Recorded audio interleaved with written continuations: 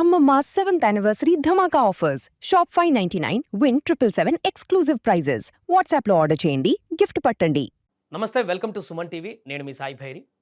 ప్రస్తుతం బంగారానికి సంబంధించిన చర్చ దేశవ్యాప్తంగా కొనసాగుతుంది. ప్రధాని మోదీ హైదరాబాద్లో పెరెడ్ గ్రౌండ్లో చెప్పినటువంటి విషయాల తర్వాత చర్చ కొనసాగింది. దాని తర్వాత నిన్న తాజాగా దిగుమతి సుంకాలకు సంబంధించి ఒక సంచలన నిర్ణయం తీసుకోవడం ఇప్పుడు సంచలనంగా మారింది. దీనివల్ల ఏం జరగబోతుంది, రాబోయే రోజుల్లో బంగారం పెరుగుతుందా తగ్గుతుందా, ఈ దిగుమతి సుంకాల పెంపు నిర్ణయం అనుకున్నటువంటి కారణాలేంటి, దీనికి సంబంధించి మనం మాట్లాడదాం. మనతో పాటు ప్రొఫెసర్ డాక్టర్ జీవీఆర్ శాస్త్రి గారు ఉన్నారు, సీనియర్ ఎకానమిస్ట్. సార్ నమస్తే సార్. సార్, మోదీ దిగుమతి సుంకాలు పెంచుతున్నట్టుగా తాజాగా తీసుకున్నటువంటి నిర్ణయం, దీనివల్ల బంగారం భారీగా పెరుగుతుందనేటువంటి ఒక చర్చ కొనసాగుతుంది. ఈ నిర్ణయం అనుకున్నటువంటి కారణాలేంటి, ఇప్పుడు రాబోయే రోజుల్లో బంగారం నిజంగానే భారీగా పెరుగుతుందా? అంటే మీరు ఆయన ఎందుకు పెంచుతున్నారు అని కాదు. కేంద్ర ప్రభుత్వం 10% సుంకాలు పెంచాలి, 15% చేయాలి అంటే దాన్ని ఎందుకు చేస్తున్నారంటే ప్రజలని డిస్కరేజ్ చేయాలి బంగారం కొనుగోలు మీద. రేటు అంటే ఇప్పుడు మీకు 100 రూపాయలు విలువైన బంగారంలో 15 రూపాయలు మీరు గవర్నమెంట్కి పే చేయాలి, విలువ ఉండదు. 85 రూపాయలు బంగారమే, 100 రూపాయలు కాదు. సో అది డిస్కరేజ్ కింద వస్తుంది, ఎందుకంటే వీళ్ళకి ఫారిన్ ఎక్స్చేంజ్ రిజర్వ్స్ ఎగ్జాస్ట్ అయిపోతుంది. ఈ యుద్ధం అనేది ఎంతకాలం జరుగుతుందో తెలియదు. ఇంకోటి ఏంటంటే రష్యా డిస్కౌంటెడ్ ఆయిల్ మన దగ్గర అంత స్మూత్ గా రావట్లేదు. అరేబియన్ సీ మొత్తం రూట్ అంతా చాలా ఇబ్బందిగా తయారైంది. మన దేశానికి సప్లై చైన్ మేనేజ్మెంట్ కి పూర్తి బ్యాక్ బోన్ ఏదైనా ఉందంటే అది అరేబియన్ సీ. ఎందుకంటే బే ఆఫ్ బెంగాల్లో మీకు పెద్ద ఇది ఉందో ఎక్కువ ఇబ్బంది ఉండదు, ఎందుకంటే ఓన్లీ మన కంట్రీ బంగ్లాదేశ్ ఉంటాయి, ఇంకేం కంట్రీస్ పెద్దగా ఏం లేవు. మన ఇండియా బే ఆఫ్ బెంగాల్లోకి ఎంటర్ అవుతున్నప్పుడు శ్రీలంక నుంచి ఎంటర్ అవ్వాలి, శ్రీలంక ముందు నుంచి. రైట్ సైడ్ బర్మా ఉంటుంది, లేకపోతే మలాకా స్ట్రైట్, లేదంటే అండమాన్ నికోబార్, లేదంటే మనకు బంగ్లాదేశ్, ఇండియా, పెద్ద దేశాలు లేవు. కానీ అరేబియన్ సీ అలా కాదు. అరేబియన్ సీకి అటు సైడ్ ఆల్మోస్ట్ జలసంధి ఉంది, లేదంటే రెడ్ సీ ఉంది. రెడ్ సీ నుంచి సూయిజ్ కెనాల్ కి దారి ఉంది, ప్లస్ అక్కడ ఒమాన్ ఉంది, హూతీస్ యమన్ ఉంది. తర్వాత ఇటు సైడ్ లో హర్ముజ్ జలసంధి లోపలికి వెళ్ళిపోతే అన్ని దేశాలు, అన్ని మిడిల్ ఈస్ట్ కంట్రీస్ అన్నిటికీ అదే మెయిన్ దారి. సో ఈ దారి మూతబడిపోతే సప్లై చైన్ మేనేజ్మెంట్ కి అడ్డం పడిపోయింది. సప్లై చైన్ మేనేజ్మెంట్ అడ్డం పడిందంటే ఫారిన్ ఎక్స్చేంజ్ రెగ్యులేషన్, మన 140 కోట్ల మందికి సంవత్సరానికి మన కనీసం $500-600 బిలియన్ అవసరం. ఇంపోర్ట్స్ ఎక్స్పోర్ట్స్ ఇంబ్యాలెన్స్ వస్తుంది. మన ఇంపోర్ట్స్ తక్కువ, ఇంపోర్ట్స్ ఎక్కువ, ఎక్స్పోర్ట్స్ తక్కువ. ఆ రెండింటి మధ్య ఇంబ్యాలెన్స్ ఎందుకు వస్తుందంటే డాలర్ రేట్ ఏంటి పెరిగిపోతుంది, 94 రూపాయల దాకా వచ్చేసింది. సో దీన్ని మనం కంట్రోల్ చేయవలసిన అవసరం ఉంది. ఇప్పుడు ఏదో కేంద్ర ప్రభుత్వం కంట్రోల్ చేస్తుందంటే కేంద్ర ప్రభుత్వం చేతుల్లో కూడా పెద్దగా ఉందని నేను అనుకోను. కేంద్ర ప్రభుత్వం చేతుల్లో కూడా ఏం లేదు. రాష్ట్ర ప్రభుత్వాలు అన్ని చేతులు ఎత్తేస్తాయి, ఎందుకంటే వాళ్ళు అన్ని అప్పుల్లో నిండుగా ఉండిపోయారు. కాస్ట్ ఆఫ్ వెల్ఫేర్ స్కీమ్స్ దాటిపోయాయి. అంటే డబ్బులను సంపాదించే రాష్ట్ర ప్రభుత్వాలకు వచ్చే డబ్బు కంటే కూడా సంక్షేమ పథకాలు అని చెప్పి వీళ్ళు పంచిపెట్టడం ఎక్కువైపోయింది. అంటే ఏంటి, ఆర్థిక వ్యవస్థ మీద అవగాహన లేకపోయింది. ఆర్థిక వ్యవస్థ మీద అవగాహన లేని రాష్ట్రాలుగా మిగిలిపోయాయి. ఇప్పుడు కొత్తగా వచ్చిన ముఖ్యమంత్రి తమిళనాడు చూసినా ఆయన అదే ఉంటుంది, మేము ఇది ఇస్తాం అది ఇస్తాం, ప్రజల్ని మభ్య పెట్టేస్తున్నారు. మీరు పెట్రోల్ దగ్గర ఒక క్లారిటీ లేదు మీకు. ఎందుకంటే 35 రూపాయలు, మనం 3 లీటర్లు కొనుక్కొని 3 లీటర్లకు డబ్బు ఇస్తే 1 లీటర్ పోస్తున్నారు. అది అది నిజం, పచ్చి నిజం అది. అంటే 1 లీటర్కి డబ్బు కేంద్ర ప్రభుత్వం, 1 లీటర్ డబ్బు ఆ రాష్ట్ర ప్రభుత్వం తీసుకుంటుంది వ్యాట్ ద్వారా. సో దాంట్లో ఏంటంటే సప్లై చైన్ మేనేజ్మెంట్కి వీళ్ళకి అవగాహన లేదా. ఇలా కొనసాగితే మాత్రం చాలా ఇబ్బందులు వెళ్ళిపోతాం. ఇవి మెజర్స్ కాదు, ఆన్సర్లు ఎతకడం ఆపేయాలి. ఆన్సర్లు కాదు, సొల్యూషన్ ఎతకాలి. సొల్యూషన్ అనేది 70 ఏళ్ళకి మనం ఎతకలేదు, మనకు రాదు. అదేంటంటే maximum reforms and optimised reforms అంటారు. మన భారతదేశం మాక్సిమం రిఫార్మ్స్ మీద ముగ్గింది. 1947లో మన ఎకనామికల్ రిఫార్మ్స్ అన్ని మాక్సిమైజ్డ్ రిఫార్మ్స్. అవన్నీ అంటే గరిష్టీకరణని నిర్దేశిస్తూ చేసుకున్న ఆర్థిక రిఫార్మ్స్. వాటిని ఏం చేయాలి, ఇప్పుడు మనం ఆప్టిమైజ్డ్ రిఫార్మ్స్ గా మార్చుకోవాలి, డైనమిక్ రిఫార్మ్స్ గా మార్చుకోవాలి. మార్చుకోవాలంటే మనకి అలాంటి కాన్సెప్ట్ ఉన్న ఎకనమిస్టులు ఉండాలి. అలాంటి వాళ్ళు ఆలోచన ఉన్న మనుషులు కావాలి. అది భారతదేశంలో ప్రస్తుతానికి ఉందంటే నేను అంత ఇదిగా చెప్పను. ఎందుకంటే లేదు. ఎందుకంటే మీరు చూస్తుంటే రాబడి వనరుల మీద ఎక్కువ ఆధారపడిపోయిన దేశం. ఆదాయ వనరుల మీద కాదు. ఆదాయ వనరులన్నీ ఫోకస్ అయిపోతుంది. కొంతమంది చేతుల్లో అవి ఒక కీలుబొమ్మలా తయారైపోతాయి. మీరు అంబానీ చూసుకున్నా వీళ్ళందరూ ఏంటంటే వాళ్ళకి అంటే ఒక రకమైన ఎకనామికల్ స్ట్రక్చర్డ్ ఎకానమీని మనం ఇప్పుడు ఏదైనా మన ఇంట్లో ఏదైనా ఇబ్బంది అయితే ఒక నెల జీతం రాకపోతే మనం తట్టుకోగలం. మనం వెంటనే మన భార్య పిల్లల్ని భోజనం మానేయండి, మీరు కంచాలు పెట్టుకోకండి, అరిటాకులు వేసుకోండి, అరిటాకులు కూడా వద్దు, నేల మీద కూర్చొని తినేద్దాం అనే టైప్ అలాంటిది పరిస్థితి రాకూడదు. అంటే ఆర్థిక వ్యవస్థ చిన్న భిన్నం అవుతుందా? ఆర్థిక వ్యవస్థ నేను మొదటే చెప్పాను మీకు, దీన్ని 9 నెలల పాటు మనం చాలా జాగ్రత్తగా వెళ్ళాలి. చాలా చాలా జాగ్రత్తగా వెళ్ళాలి. నేను దీంతో పాటు ఇంకేమైనా కీలక నిర్ణయాలు ఉండే అవకాశం ఉందా సార్? బంగారపు దిగుమతులు పెంచారు. ఇంకా ఆర్థిక సంబంధించిన అంశాలలో రాబోయే రోజుల్లో కేంద్ర ప్రభుత్వం ఇంకా ఏమన్నా స్ట్రిక్ట్ రూల్స్ పాటించే అవకాశం ఉందా? వాళ్ళు పెట్టిన బడ్జెట్ కు అంత నేను అనుకోవడానికి ఇంక ప్రాధాన్యత ఏం లేదు. మనం పెట్టిన బడ్జెట్ వీగిపోయినట్టే లెక్క. రాష్ట్ర ప్రభుత్వాలు పెట్టిన బడ్జెట్లు కూడా దేనికి పనికిరావు. ఎందుకంటే ఇప్పుడు ఇది సప్లై చైన్ మేనేజ్మెంట్ ఎలా ఉంటుందంటే సిమెంట్, స్టీల్ ఇవన్నీ ఇసుక ఈ 3 పాలసీలతో ఒక రకమైన కన్స్ట్రక్షన్ తో మొదలైంది. అదంతా గ్రోత్ మోడల్కి వెళ్తుంది. ఆ గ్రోత్ మోడల్ ఏంటి? Continuity, change, flexibility. కంటిన్యూటీ ఉంటుంది, చేంజ్ ఉంటుంది, ఫ్లెక్సిబిలిటీ ఉంటుంది. ఏ పాలసీని చేంజ్ చేయాలి, ఏ పాలసీని కంటిన్యూ చేయాలి, ఏ పాలసీని ఫ్లెక్సిబిలిటీ పెట్టాలి అనే దాన్ని ఆప్టిమమ్ మేజ్ లో ఆలోచించే మన విధానం లేదు. మనం ఏం చేస్తాం? ఆ విధానం లేకపోవడం వల్ల ఏం చేస్తాం అంటే దాని మీద పన్ను వేస్తాం. పన్ను వేస్తే ఏమవుతుంది? ప్రజల మీద పెట్టేద్దాం. అంటే డిజాస్టర్. అంటే మీకు తెలియవలసింది ఏంటంటే మన భారతదేశ ఆర్థిక వ్యవస్థలో డిజాస్టర్ మేనేజ్మెంట్ అనేది ఎక్కడ డెవలప్మెంట్ లో భాగం కాలేకపోయింది. ఆర్థిక వ్యవస్థలో భాగం కాలేకపోయింది. అది ప్రజల దగ్గర ఉండిపోయింది. డిజాస్టర్ మేనేజ్మెంట్ అనేది ప్రజల దగ్గర ఉండిపోయింది. అంటే ఏంటి? మేము ఏం వచ్చేసినా కూడా మేము ప్రజల మీద పెట్టేస్తాం. మీరు ఆడుకోండి, మీరే చూసుకోండి, మీ పద్ధతి మీది అనేది కాదు. అది ఆర్థిక వ్యవస్థ కాదు. అది మిక్స్డ్ ఎకానమీ. 1947 లవ్ స్టోరీలో చేసిన తప్పు అది.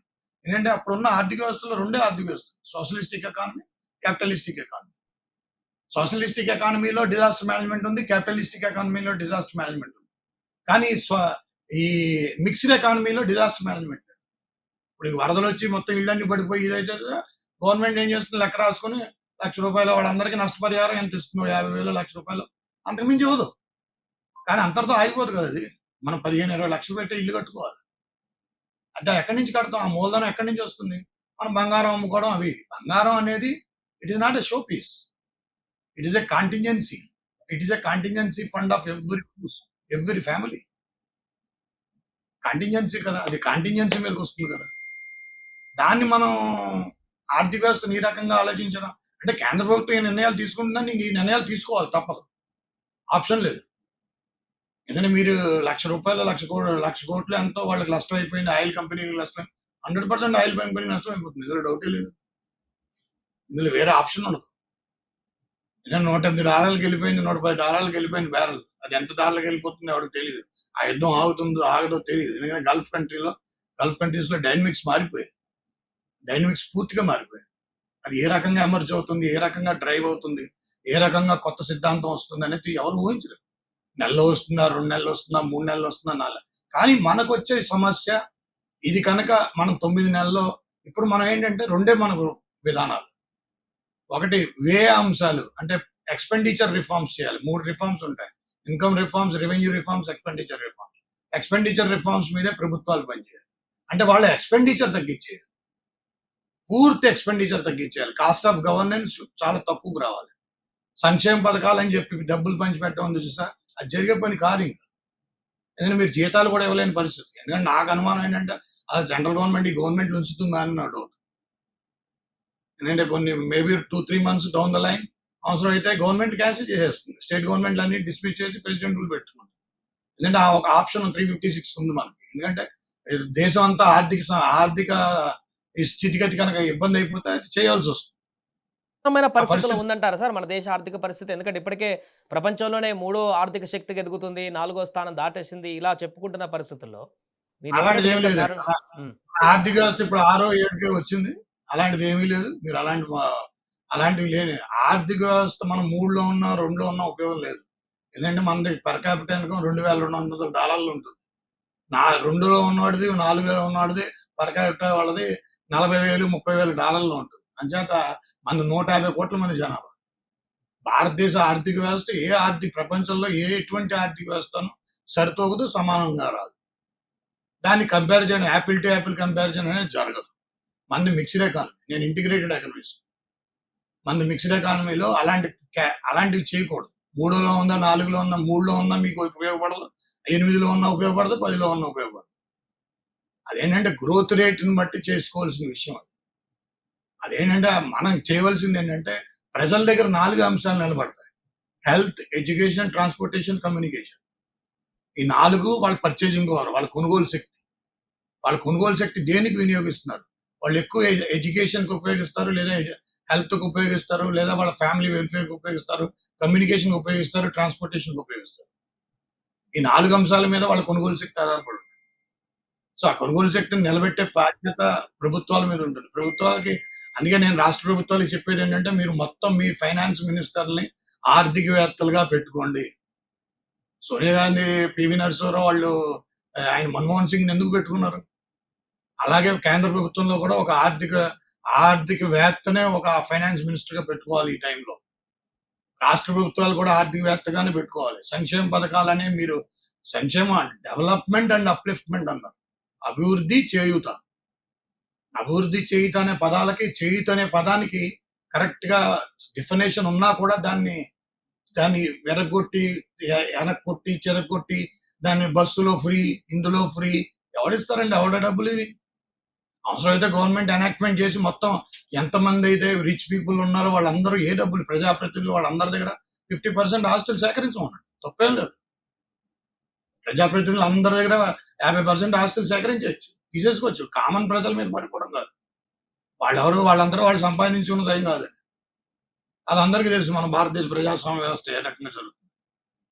అంచేత దానికి చెప్పేదేంటంటే మనం ఆలోచించుకోవాల్సిందేంటంటే ప్రజల యొక్క ఈ టైంలో 3 సిద్ధాంతాలు. ఎక్స్‌పెండిచర్ రిఫార్మ్స్ చేయడం ప్రభుత్వాలు, పూర్తిగా వ్యయాలు తగ్గించేసుకోవడం. కె Canada New Zealand prime minister cycle మీద వెళ్తాడు. ఆయన ముందు ఓ పోలీసోడు ఉంటాడు. ఆయన వెనకాల పోలీసు ఉంటారు. వాళ్ళు కూడా సైకిల్ మీదే ఉంటారు. అప్డేట్ ఉంది సార్ ఒకటి. ప్రధాని మోదీ కాన్వాయ్‌ని కూడా కొంత 50% వరకు తగ్గించుకోవాలి. ప్రధాని ఎలక్ట్రిక్ మోదీ వెహికల్స్ అంటే పెట్టుకోవాలి. ముఖ్యమంత్రులు కూడా 2, 3 కార్ల కంటే వేస్టు. మీ మంత్రులు కార్లు తీసేయండి. మొత్తం అన్ని తగ్గించుకోవాలి.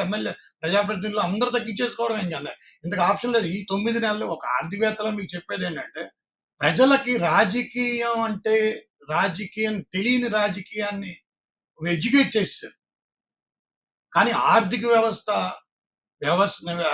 వ్యవస్థ దాని విధి విధానం, దాని రూపకల్పన, వాళ్ళ కొనుగోలు శక్తి, వాళ్ళ ఖర్చులు, వాళ్ళ వ్యయాలను ఏ రకంగా నిర్మిస్తాం, ప్రభుత్వాలు ఎలా నడుపుతాం, ఏ ఖర్చులతో నడుపుతాం, మూలధనంతో నడుపుతామా, ఆదాయంతో నడుపుతామా, రాబడితో నడుపుతామా, ఏ రకంగా వనరులు వస్తున్నాయి, ఎవరికి వనరులు మనం ఇస్తున్నాం, ఇవేమి చెప్పరు. అవి తెలియకూడదు ప్రజలకు. అవి ప్రజలకు తెలియకుండా కాపాడుకుంటూ ఆయన కాన్వాయ్ బాగా వెళ్ళింది, దుమ్ము రేపేసింది, ఆయన ఇలా రేపేసాడు, నాయకులు అలాంటిది ఏమి ఉండవు. ఇవన్నీ మట్టుకోవాలి. మన పెద్ద పెద్ద నాయకుడు అంటారు, ఈ నాయకుడు అంటారు. ఏ నాయకుడు లేడు. అందరూ బతికేది 36,500 రోజులే. 36,500 రోజులు అంటే 100 ఏళ్ళు. ఎంత పెద్ద నాయకుడైనా అది దాటి వెళ్ళడం అనేది జరగదు. ఫైనల్‌గా ఒకటి ఇప్పుడు అందువలన బంగారం మీదనే చాలా సామాన్య ప్రజలందరూ కూడా ఆలోచిస్తుంది ఇదే. అంటే 1 ఇయర్ పాటు కొనకుండా ఉంటే ఆ తర్వాత మళ్ళీ కంట్రోల్‌లోకి వస్తుందా బంగారం లేకుంటే ఈ దిగుమతుల నిర్ణయం తర్వాతనైనా కొద్ది రోజులు స్ట్రిక్ట్‌గా ప్రజలందరూ కూడా ఫాలో అయితే ఆ తర్వాత ఏమైనా బంగారానికి సంబంధించిన గుడ్ న్యూస్ ఏమైనా వినొచ్చా? ఈ ప్లానింగ్‌ని అంటే ఎలా చూడొచ్చంటారు? 1 ఇయర్ బంగారం ప్లానింగ్. బంగారం ప్లానింగ్ కేంద్ర ప్రభుత్వానికి ఫారెన్ ఎక్స్చేంజ్ రిజర్వ్స్ కన్జంప్షన్ గురించి, అంతేగాని ప్రైస్ గురించి కాదు. కేంద్ర ప్రభుత్వం ప్రైస్ ఏం డిసైడ్ చేయదు. బంగారం ప్రైస్ డిసైడ్ చేసేది బంగారం సప్లై చైన్ మేనేజ్మెంట్ బయట నుంచి. బయట ఇంటర్నేషనల్ గోల్డ్ బిలియన్‌లో. మనదేంటంటే వీళ్ళు ఆ బిలియన్ మీద రూ. రూ. 100 బంగారపు ధర ఉంటే దాని మీద రూ. 15 ట్యాక్స్ వేశారు. అంటే ఏంటి? 115 అవుతుంది.